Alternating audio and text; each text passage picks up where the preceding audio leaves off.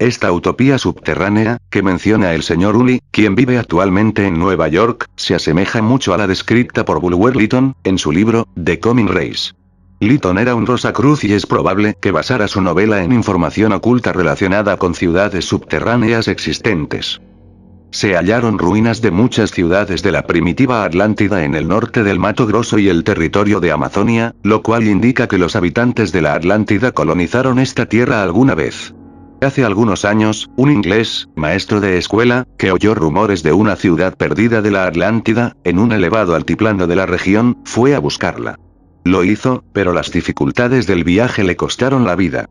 Antes de morir envió una paloma mensajera con una nota que describía la ciudad magnífica que descubrió, en cuyas calles se alineaban altas estatuas doradas. Si los habitantes de la Atlántida colonizaron Brasil alguna vez y construyeron ciudades en el Mato Grosso o en su superficie, ¿por qué construyeron ciudades subterráneas allí?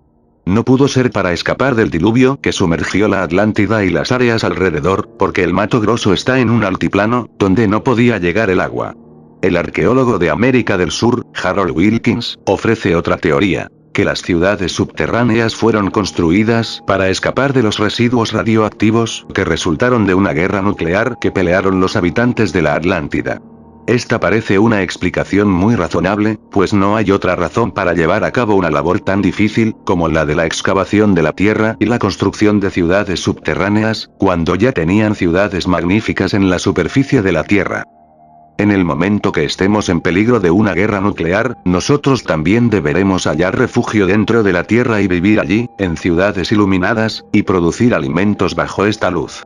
Por supuesto que, resultaría más fácil unirnos a las ciudades subterráneas existentes, construidas por los pobladores de la Atlántida hace miles de años, que nos superan en conocimientos de ingeniería, que construir las propias. Si pudiéramos establecer contacto amistoso con los habitantes subterráneos, cuando llegara la guerra, o inclusive antes, cuando los residuos radioactivos aumentaran y representaran un peligro para nuestra supervivencia, sería ventajoso tener contacto con estas ciudades subterráneas. Si nos admitieran, podríamos establecer residencia en ellas. No existe la ancianidad en Agartha, tampoco la muerte. Es una sociedad en que todos lucen jóvenes, aunque tengan varios siglos o miles de años.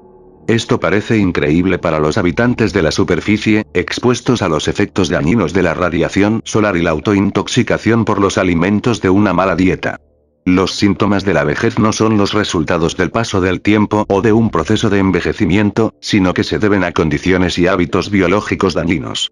La senilidad es una enfermedad, y dado que los habitantes de Agartha están libres de enfermedades, nunca envejecen. Los dos sexos viven separados, y el matrimonio no existe.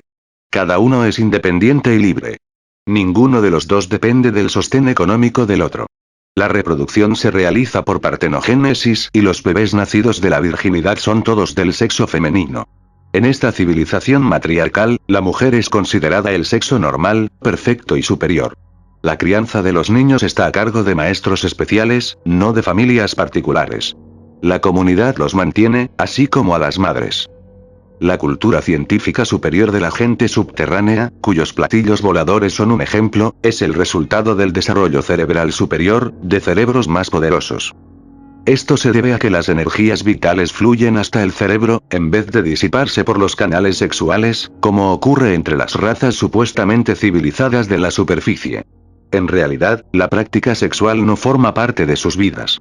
A raíz de la dieta vegetariana, de frutas básicamente, las glándulas endocrinas tienen un estado de equilibrio perfecto y funcionamiento armonioso, como ocurre en los niños, y no se ven estimuladas a la actividad anormal por las toxinas metabólicas, como las producidas por la carne, las aves, el pescado y los huevos y afrodisíacos, como la sal, la pimienta, el café, el tabaco y el alcohol. Al tener la sangre pura y libre de toxinas, los habitantes subterráneos pueden vivir en continencia absoluta, conservar todas las energías vitales y convertirlas en poder cerebral superior. Sus logros científicos superiores resultan de que su cerebro es superior al nuestro en cuanto a desarrollo intelectual. Conforman la raza que creó los platillos voladores. En cuanto a Agartha, el profesor Enrique J. de Souza, presidente de la Sociedad Teosófica de Brasil y una autoridad en el tema del mundo subterráneo, publicó un artículo en la revista de la Sociedad bajo el título "Does Shangri-La Exist?". Citamos las siguientes palabras. Entre todas las razas humanas, desde el principio del tiempo, siempre existió una tradición con respecto a la existencia de una tierra sagrada o paraíso terrenal, donde los ideales más elevados de la humanidad se realizaban. Este concepto podemos hallarlo en las escrituras y tradiciones más antiguas de los pueblos de Europa, Asia Menor, China, India, Egipto y las Américas. Se dice que solo las personas merecedoras, puras e inocentes pueden tener acceso a esta tierra sagrada. Por eso, constituye un tema central de los sueños de la niñez. El camino que lleva a esta tierra bendita, este mundo invisible, este dominio esotérico y oculto, constituye la búsqueda central y la clave maestra de todas las enseñanzas de misterio y los sistemas de iniciación del pasado, presente y futuro. Esta clave mágica es el ábrete sésamo que abre la puerta a un nuevo y maravilloso mundo. Los antiguos rosacruces lo designaron por una palabra francesa, vitriol, que es una combinación de las primeras palabras de la frase, vista interior terrae rectificando in benes omnia lapidem. Indica que en el interior de la tierra, hay un verdadero misterio oculto. El camino a este mundo escondido es el camino de la iniciación. En la antigua Grecia, en los misterios de Delfos y Eleusis, se hacía referencia a esta tierra paradisíaca como el monte Olimpo y los campos elíseos. Además, en los primeros tiempos védicos, se lo llamaba por diferentes nombres, como Ratnasanu pico de la piedra preciosa, Aromadri montaña de oro y monte Meru hogar de los dioses y Olimpo de los hindúes. Simbólicamente, el pico de esta montaña sagrada está en el cielo, su parte media está en la tierra y la base, en el mundo subterráneo. Las Edas escandinavas también mencionan esta ciudad celestial, que estaba en la tierra de Asar de los pueblos de la Mesopotamia. Era la tierra de Amenti del libro sagrado de los muertos de los antiguos egipcios. Era la ciudad de los 7 pétalos de Vishnu y la ciudad de los 7 reinos de Edom o Edén de la tradición judía. Es decir, era el paraíso terrenal. En toda Asia Menor, no solo en el pasado, sino en la actualidad también, existe la creencia en la existencia de una ciudad de misterio, llena de maravillas, conocida como Shambhala, donde está el templo de los dioses. También es la Erdami de los tibetanos y mongoles. Los persas la llamaron Alberdio Aryana, tierra de sus ancestros. Los hebreos, Canaán. Y los mexicanos, Tula o Torán. Los aztecas la llamaron Mayapán. Los conquistadores españoles que llegaron a América creían en la existencia de una ciudad semejante y organizaron muchas expediciones para hallarla. La llamaron El Dorado. Es probable que se hubieran enterado de ella por medio de los aborígenes que la llamaban Manoa, o ciudad cuyo rey viste ropa de oro. Para los celtas, esta tierra sagrada era conocida como la tierra de los misterios. Duato Dananda. Una tradición china habla de una tierra de Chivino, ciudad de una docena de serpientes. Es el mundo subterráneo, que está en las raíces del cielo. Es la tierra de los Calcas, Calcis o Calqui, la famosa colchida que buscaban los argonautas cuando salieron en busca del vellocino de oro. En la Edad Media, se referían a ella como la isla de Avalón, donde los caballeros de la mesa redonda, con el liderazgo del rey Arturo y la guía del mago Merlín, salieron en busca del cáliz sagrado, símbolo de obediencia, justicia e inmortalidad. Cuando el rey Arturo fue seriamente herido en batalla, pidió a su compañero Belvedere que partiera en barco a los confines de la tierra, con las siguientes palabras: adiós, Belvedere, amigo y compañero mío. Ve a la tierra donde nunca llueve, donde no hay enfermedad, y donde nadie muere. Esta es la tierra de la inmortalidad, o Agartha, el mundo subterráneo.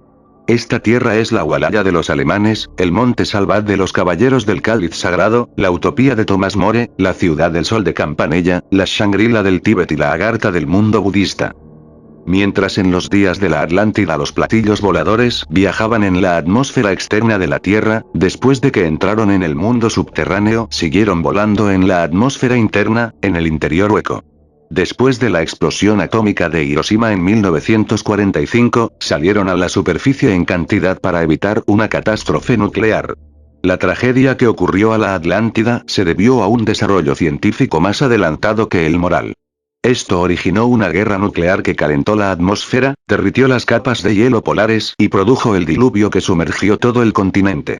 Un grupo de sobrevivientes, liderados por Noé, halló refugio en las alturas de Brasil, que era una colonia de los habitantes de la Atlántida en ese momento, donde construyeron ciudades subterráneas, conectadas a la superficie por túneles, para impedir la destrucción a causa de los residuos radioactivos y la inundación. Según Platón, la Atlántida se sumergió debido a una serie de inundaciones que llegaron a su clímax hace aproximadamente 11.500 años. Alrededor de 4 millones de habitantes perdieron sus vidas. Aquellos que eran más espirituales y fueron prevenidos escaparon a Brasil a tiempo. Se afirma que ellos o sus descendientes aún viven allí, en ciudades subterráneas. En relación con esto, es interesante tomar en cuenta el libro de Julio Verne, Un viaje al centro de la Tierra, que presenta una concepción similar sobre la formación de la Tierra. Verne describe un grupo de exploradores que entró en un conducto volcánico y, luego de viajar durante meses, llegó al centro hueco de la Tierra, a un nuevo mundo con un sol propio que lo ilumina, océanos, tierra y hasta ciudades, construidas por los habitantes de la Atlántida. Verne creía que antes de la destrucción de la Atlántida, algunos de sus habitantes escaparon y colonizaron ciudades subterráneas en el centro hueco de la Tierra. Dado que la mayoría de las predicciones de Verne luego fueron verificadas, es posible que esta también se cumpla. Por supuesto que no por entrar en un conducto volcánico, sino por una expedición aérea a través de las aberturas polares hasta el interior hueco de la Tierra. Uno de los primeros colonizadores alemanes en Santa Catarina, Brasil, escribió y publicó un libro, en alemán antiguo, sobre el mundo subterráneo, con información obtenida de los indígenas. El libro describía a la Tierra como hueca, con un sol central. Decía que el interior de la Tierra era habitado por una raza longeva, que vivía libre de enfermedades y se alimentaba con frutas. También sostenía que este mundo subterráneo estaba conectado con la superficie por medio de túneles abiertos en su mayoría, en la zona de Santa Catarina y alrededores en Brasil. El autor invirtió 6 años en la investigación y el estudio de los misteriosos túneles que abundan en Santa Catarina, obviamente construidos por una raza antigua, para llegar a las ciudades subterráneas. Las investigaciones continúan. En una montaña cerca de Joinville, los cantos corales de los hombres y las mujeres de la Atlántida se oyen en forma repetida, además del canta gallo gallo que canta, que es una indicación típica de la existencia de una abertura de túnel que lleva a una ciudad subterránea. No es un animal vivo el que produce el sonido, sino probablemente una máquina. El explorador ruso, Ferdinando Sendowski, autor de Bestias, Hombres y Dioses, sostiene que los túneles que pasan por debajo de los océanos Pacífico y Atlántico y de la Tierra, son construcciones de hombres pertenecientes a una civilización preglaciar hiperbórea. Esta civilización floreció en la región polar en el momento en que el clima aún era tropical, una raza de superhombres que poseían poderes científicos de un orden superior y autores de inventos maravillosos, que incluían máquinas cavadoras de túneles, de las que no conocemos nada. Con estas máquinas, llenaron la Tierra de túneles. Ahora, citaremos palabras del increíble libro de Ossendowski, donde cuenta sus propias experiencias en Mongolia, donde la creencia en el mundo subterráneo de Agartha, gobernado por el rey del mundo, quien reside en la ciudad sagrada de Shambhala, es universal. Deténgase. Dijo mi guía mongol, cuando cruzamos el altiplano de Saganluk. Deténgase. Su camello se agachó sin que él se lo ordenara. El mongol levantó las manos en señal de adoración y repitió la frase sagrada, Om Mani Padme Hum. Los otros mongoles detuvieron sus camellos de inmediato y comenzaron a rezar. ¿Qué ocurrió? Me pregunté, mientras detenía mi camello. Los mongoles siguieron sus oraciones unos momentos y, luego montaron los camellos y continuaron. Mire, dijo, mi guía, cómo los camellos mueven las orejas con terror, cómo se quedan inmóviles y alertas las melenas de los caballos y cómo los camellos y el ganado se agachan hasta el suelo. Note cómo las aves dejan de volar y los perros de ladrar. El aire vibra de dulzura y uno oye la canción que penetra los corazones de todos, los hombres, los animales y las aves. Todos los seres vivientes, llenos de miedo se detienen. Pues el rey del mundo, en su palacio subterráneo está profetizando el futuro de todos los pueblos de la tierra. Así habló el anciano. En Mongolia, con las terribles montañas y las interminables mesetas, nació un misterio que preservaron los lamas amarillos y colorados. Los gobernadores de la Sayourga vigilaron esta ciencia y poseyeron estos misterios. Fue durante mi viaje al Asia Central que oí por primera vez sobre este misterio de los misterios. En un principio no le presté atención, pero luego, cuando pude analizarlo y compararlo con determinados testimonios, frecuentemente sujetos a controversia, sí. Los ancianos en el borde de Angil me contaron una antigua leyenda, que decía que una tribu mongol, que escapaba de Genghis Khan, se escondió en una tierra subterránea. Luego, cerca del lago Nogan, en la vecindad de Soyota me mostraron una puerta que servía de entrada al reino de Agartha. Un cazador había entrado a través de esta puerta y contó de su visita cuando volvió. Los lamas le cortaron la lengua para impedirle hablar sobre el misterio de los misterios. En su ancianidad, volvió a la entrada de la caverna y desapareció en el mundo subterráneo. Los nómades se emocionan siempre al recordar esto. Obtuve información más detallada de Outoutougel Rab de Narabanchkure. Me contó la historia de la llegada del Rey del Mundo Todopoderoso a la puerta de salida del mundo subterráneo, de su aparición, de sus milagros y de sus profecías. Luego, comencé a comprender esta leyenda, esta hipótesis, esta visión colectiva, que, más allá de cómo la interpretemos, esconde no solo un misterio, sino una fuerza real que gobierna e influye en el curso de la vida política del Asia. Desde ese momento, comencé mis investigaciones. El lama Gelon, favorito del príncipe Choulton Bailey, me describió el mundo subterráneo. Hace más de 6000 años, me dijo, un hombre santo desapareció en la tierra, en compañía de una tribu de personas que nunca volvió a la superficie. Varios otros hombres, como Kakyamuni, Undurgengen Paspa, Baber y otros, también visitaron este mundo interno. Nadie sabe dónde hallaron la entrada. Algunos dicen que fue en Afganistán, otros, que fue en la India. Todos los habitantes de esta región están protegidos contra el mal, y no existe el crimen dentro de sus límites. La ciencia se desarrolló con tranquilidad, sin interrupciones por la guerra, y libre de espíritu de destrucción. En consecuencia, el pueblo subterráneo pudo lograr un grado de sabiduría mucho mayor.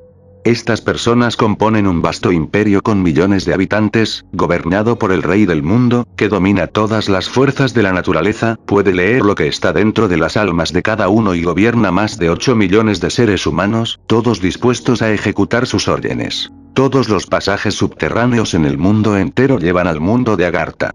Los lamas dicen que todas las cavidades subterráneas en América están habitadas por esta gente.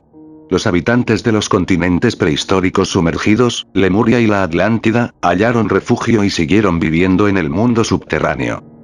El lama Turgut, que realizó el viaje de Urga hasta Pekín conmigo, me dio más detalles. La capital de Agartha, Shambhala, está rodeada de villas, donde viven los sabios sagrados. Me recuerda a Lhasa, donde el templo del Dalai Lama se eleva por encima de una montaña rodeada de templos y monasterios. Su palacio está rodeado de los palacios de los gurúes, que controlan las fuerzas visibles e invisibles de la tierra, desde el interior hasta el cielo, y son los dioses de la vida y la muerte. Si nuestra alocada humanidad continúa sus guerras, tal vez vengan a la superficie y la transformen en desierto. Pueden secar los océanos, transformar los continentes en mares y hacer desaparecer las montañas. Viajan en extraños vehículos, desconocidos en la superficie, a velocidades increíbles, a través de los túneles dentro de la Tierra. Los lamas encontraron vestigios de estos hombres en todas partes e inscripciones en las rocas. Y vieron restos de las ruedas de sus vehículos. Cuando le pedí que me contara cuántas personas habían visitado Agartha, contestó: un gran número, pero la mayoría conservan el secreto todas sus vidas. Cuando los Olets destruyeron Lhasa, uno de sus regimientos, en las montañas del sudoeste, llegó a los límites de Agartha y se los instruyó en sus misteriosas ciencias, por lo cual los Olets y Talmud se convirtieron en profetas. Algunas tribus negras del este también entraron en Agartha y continuaron viviendo allí por siglos. Luego, fueron expulsadas del mundo subterráneo y volvieron a la superficie. Trajeron con ellos los conocimientos del misterio de la profecía con cartas y la lectura de las líneas de la palma de la mano. Fueron los ancestros de los gitanos. En una región determinada del norte de Asia, existe una tribu que está a punto de desaparecer y que frecuenta las cavernas de Agartha. Sus miembros pueden invocar a los espíritus de los muertos, que viven en el espacio. Entonces, el lama se calló por un tiempo y, luego, respondió a mis pensamientos. Siguió. En Agartha, los sabios escriben todas las ciencias de nuestro planeta y de los otros mundos en tablas de piedra. Los sabios de los budistas chinos saben eso. Su ciencia es la más avanzada y pura. Todos los siglos, los sabios de China se unen en un lugar secreto cerca del mar, montados en las espaldas de 100 tortugas grandes que salen del océano, para escribir las conclusiones de la ciencia divina de su siglo. Esto me trae a la mente una historia que me contó un anciano asistente chino en el Templo del Cielo en Pekín. Me contó que las tortugas viven 3000 años sin aire ni comida. Por esa razón, todas las columnas del Templo del Cielo, de color azul, descansan en las espaldas de tortugas vivas, para que los soportes de madera no se pudran. Muchas veces, los gobernadores de Urga y Lhasa envían embajadores al Rey del Mundo, dijo el lama bibliotecario, pero no llegan a él. Sin embargo, un jefe tibetano, después de una batalla con los Solers, llegó a una caverna, cuya entrada decía: "Esta puerta lleva a Gartha". Un hombre de hermosa apariencia salió de la caverna y le presentó una tableta dorada, con una extraña inscripción: "El rey del mundo aparecerá ante todos los hombres cuando llegue el tiempo de la guerra del bien contra el mal, pero el momento aún no ha llegado. Los peores miembros de la raza humana todavía no han nacido". Changchu Mungen envió al joven príncipe Pounzip como embajador ante el rey del mundo. El embajador retornó con una carta para el Dalai Lama de Lhasa. Lo mandó una segunda vez, pero el joven nunca regresó. Y favor de suscribirse y dar me gusta para seguir viendo vídeos como este.